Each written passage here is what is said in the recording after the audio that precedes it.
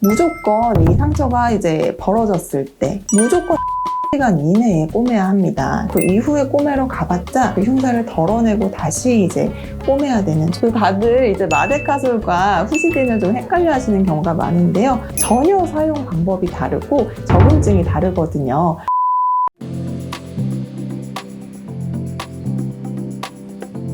무조건 이 상처가 이제 벌어졌을 때 무조건 24시간 이내에 꼬매야 합니다. 24시간에서 48시간은 조금 러프하게 잡을 수는 있는데요. 흉살이 자라고 얘가 붓기 전이기 때문에 그때 꼬매야 되고요. 그 이후에 꼬매러 가봤자 그 흉살을 덜어내고 다시 이제 꼬매야 되는, 정말 이만큼을 또 절개를 해야 되는 상황이 되기 때문에 초반에 24시간이 가장 크리티컬한 이제 시간이 되겠고요.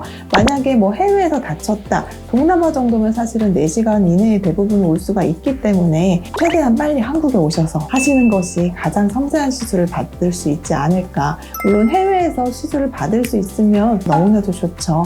근데 이제 비용도 조금 크고 그러다 보니까 우리나라가 의료보험이 굉장히 잘 되어 있고 의료 관광까지 오는 나라잖아요. 그래서 최대한 한국에 오셔서 시술하는 걸 권장을 드리고, 그러면 그때 어떻게 처치를 하느냐, 일단 응급실로 가셔가지고 그 상처 부위를 최대한 깨끗하게 안쪽에 있는 이물질을 좀 씻어줄 수 있는 소독을 좀 받고, 피가 많이 나기 때문에 그거를 최대한 좀 눌러가지고 하는 드레싱을 받고 한국으로 오시는 것이 좋고, 거기서 이제 약 처방은 가능할 거예요. 2차 감염 때문에 거기 농이 생겨서 또 안 좋게 되는 경우가 있기 때문에 예방적 항생제는 꼭 필수입니다. 항생제가 영어로 안티바이오틱스거든요. 그래서 안티바이오틱스를 달라고 하거나 이런 식으로 하면 소통이 가능하지 않을까 싶습니다.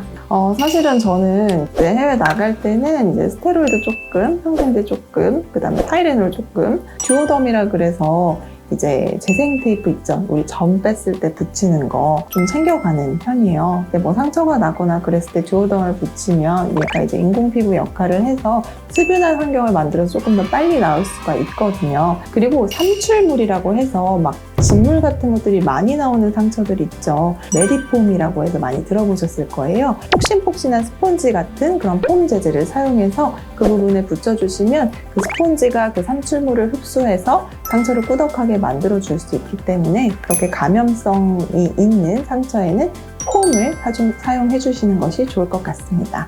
그리고 맞아요, 에스로반이나 후시딘이나 그런 항생경으로 꼭 챙겨 가시고요. 피부가 열려있으면 그 안으로 감염이 되기 때문에 그거를 꼭 예방을 해야 되거든요. 그걸 바르고 붙여주시는 게 더 좋을 것 같습니다. 다들 이제 마데카솔과 후시딘을 좀 헷갈려 하시는 경우가 많은데요. 후시딘은 정말 그 항생제가 들어있는 연고라고 보시면 되고, 마데카솔은 새살이 좀 잘 돋게 하는 그런 연고라고 보시면 됩니다. 전혀 사용 방법이 다르고 적응증이 다르거든요. 그런 이제 좀 잘린 상처라든지 아니면 파인 상처라든지 이런 경우에는 후시딘을 발라주시는 것이 좋고, 어느 정도 좀 상처가 올라오고 난 다음에는 마데카솔 발라주시는 것이 좋을 것 같습니다. 그리고 또 한 가지, 내가 이게 피하 지방층인지 피가 너무 나서 잘 모르겠다, 이런 분들이 있으실 거예요.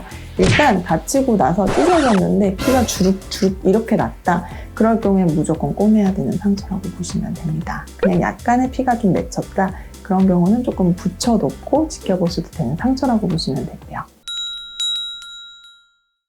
해외 나가서 다쳐서 이제 고생하거나 당황하셨던 분들도 있으실 거고, 해외 나가실 때 그 부분이 좀 염려되시는 분들도 있으실 텐데요. 이런 분들을 위해서 준비한 컨텐츠입니다. 많은 도움이 되셨으면 좋겠고요. 구독과 좋아요, 알림 설정 부탁드릴게요. 감사합니다.